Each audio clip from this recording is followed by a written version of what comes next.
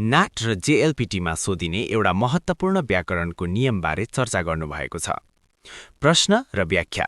प्रश्न यस प्रकार थियो, वताशी वा कोही ड्याश को चामो स्की देस। मलाई कफी ड्याश कालो चिया पनि मनपर्छ।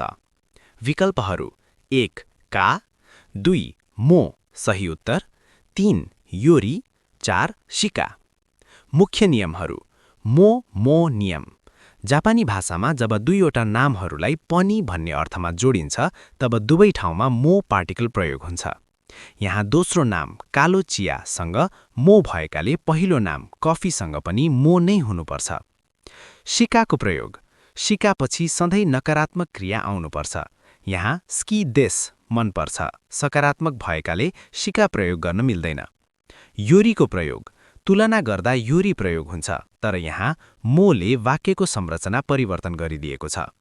निष्कर्ष, सही वाक्य वाताशी वा कोही मो को चामो स्की देस हुन्छ, जसको अर्थ मलाई कफी पनि र कालो चिया पनि मनपर्छ भन्ने लाग्छ।